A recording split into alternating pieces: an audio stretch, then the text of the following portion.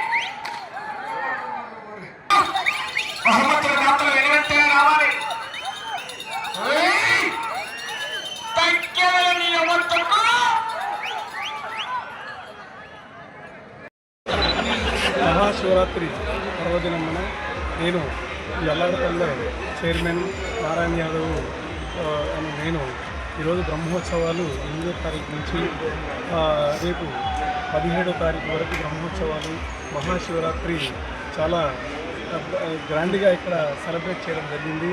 ఈరోజు మనం వృషభరాశుల యొక్క వృషభముల యొక్క పందెములు ఈరోజు నిర్వహించడమైంది.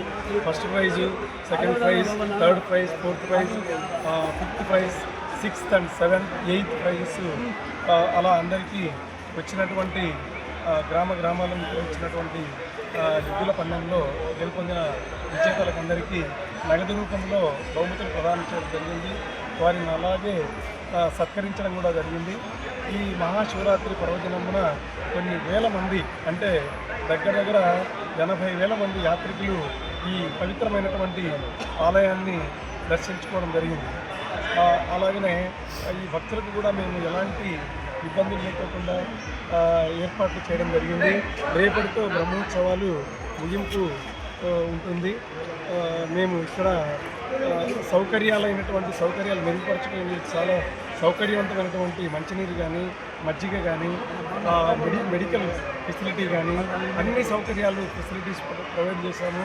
అలాగే నిత్యాన్నదానంగా ఒక 8వ తారీఖు నుంచి కంటిన్యూగా ఈ రోజు వరకు కూడా మార్నింగ్ బ్రేక్ఫాస్ట్ కానీ, మధ్యాహ్నము లంచ్ కానీ, అలాగనే అల్పాహారము ఈవినింగ్ కానీ ఎంతమంది వచ్చినా కూడా వారికి అందరికీ చేయడం జరిగింది. ఏ ఒక్క అవాంఛనీయ సంఘటనలు జరగకుండా మాకు చాలా అన్ని డిపార్ట్మెంట్ల వారు చాలా సహకరించారు. పోలీస్ డిపార్ట్మెంట్ కానీ, మెడికల్ డిపార్ట్మెంట్ కానీ, ఇరిగేషన్ డిపార్ట్మెంట్ కానీ, R&B డిపార్ట్మెంట్ కానీ వారి యొక్క విధులను నిర్వర్తించి మాతో పాల్పంచుకున్నారు. వారందరికీ పేరున డిపార్ట్మెంట్ వైజ్గా మా కమిటీ తరఫున, మా ఆలయ కమిటీ తరఫు నుంచి ధన్యవాదాలు తెలుపుకుంటున్నాను. ఇప్పుడు నెక్స్ట్ రథోత్సవం అనేటువంటిది ఉంది. ఆ రథోత్సవం కూడా 23వ తారీఖున ట్రయల్ రన్ వేయడం జరుగుతుంది. ఇది ఉగాది పర్వదినమున మళ్ళీ రథోత్సవము చేయుటకు కమిటీ వాళ్ళు నిశ్చయించారు. హిస్టారికల్లోనే ఇప్పటి వరకు ఎప్పటికి కూడా రథం అనేటువంటి అల్లాడపల్లె వీరభద్ర స్వామి దగ్గర లేదు. మేము కమిటీ మెంబర్స్ వచ్చిన తర్వాత CGF గ్రాంట్ అమౌంట్ మేము తీసుకొని ముత్యాల శేషగిరిరావు గారు దానికి మ్యాచింగ్ గ్రాంట్ 10 లక్షల అమౌంట్ ఇచ్చారు. దానికి 1 సంవత్సరం రోజుల నుంచి ఈరోజు మనము రథమును తయారు చేయించి సిద్ధంగా ఉంచాము. దాన్ని 19వ తారీఖు అనేటువంటిది ఒక డేట్ అనుకుంటూ ఉన్నాము. 19వ తారీఖు మోస్ట్లీ రథోత్సవంతో పాటు ఆ రోజు కళ్యాణోత్సవం కూడా వీరభద్ర శ్రీ భద్రకాళి సమేతంగా వీరభద్ర స్వామి కళ్యాణం కూడా ఉంటుంది. అందరూ ఊరున అందరికీ పాంప్లెట్స్ ద్వారా కానీ అన్ని రకాల పేపర్ యాడ్ కానీ ప్రింట్ మీడియా ద్వారా కానీ అందరికీ తెలియజేయడం జరుగుతుంది. కాబట్టి మీ ప్రింట్ మీడియా ద్వారా మనం తెలియజేయడం ఏమనకంటే నెక్స్ట్ రథోత్సవంకు అందరూ ఆహ్వానితులే ఇక్కడ. కాబట్టి అందరూ రావాల్సిందిగా కోరుకుంటూ ఈ అవకాశం ఇచ్చినటువంటి మీడియా మిత్రులందరికీ నా కృతజ్ఞతలు తెలుపుకుంటూ సెలవు. Thank you very much. వారు మాకు అన్ని విధాల సహాయ సహకారాలు అందించారు. ఈరోజు మ్యాచింగ్ గ్రాంట్ రావడానికి కూడా మా పుట్టా సుధాకర్ యాదవ్ గారే మాకు మ్యాచింగ్ గ్రాంట్ అందించారు.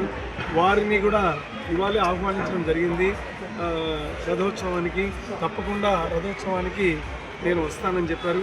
యాక్చువల్లీ ఇవాళ ఎద్దుల పందానికి కూడా రావాల్సింది ఉంది. రేపు మార్నింగ్ అసెంబ్లీ ఉంది కాబట్టి నేను రాలేను. ఫస్ట్ అవర్లో నాదే మీటింగ్ ఉంది. ఆ స్పీచ్ ఇచ్చేది ఏదో పాయింట్ మీదనే రావాల్సింది కాబట్టి నేను సమయాభావము వల్ల నేను రాలేకపోతున్నాను. తప్పనిసరిగా రథోత్సవానికి అయితే తప్పకుండా వస్తానని చెప్పడం జరిగింది. అదేవిధంగా ఈరోజు ఎంతోమంది దాతలు కూడా మాకు సహకరించి టాయిలెట్స్ కూడా జీపీవి వీరారెడ్డి గారు అనేటువంటి 18 లక్షలతో టాయిలెట్స్ కూడా ఆయన డొనేట్ చేయడం జరిగింది. అలాగనే కళ్యాణోత్సవానికి మా నాన్నగారి పేరు మీద ఒక కళ్యాణ వేదిక కూడా నిర్మించడం జరిగింది. అలాగే లోపల కూడా బండలు గ్రనైట్తో కూడా వేయాలని మేము కమిటీ నిశ్చయించడం జరిగింది. అలాగే ఈ కమిటీ అభివృద్ధి గురించి మేము మా కమిటీ తరఫు నుంచి కానీ ఎమ్మెల్యే గారి నుంచి కానీ మేము అడగాలని ఆయన సహాయ సహకారాలు అందిస్తారని కూడా మేము భావిస్తూ ఉన్నాము. పుట్టా సుధాకర్ యాదవ్ ఎప్పటికి కూడా మాకు ఈ అల్లాడపల్లి వీరభద్ర స్వామి దేవస్థానంకు డెవలప్మెంట్ చేస్తారని మేము ఆశిస్తూ సెలవు తీసుకుంటాం. Thank you.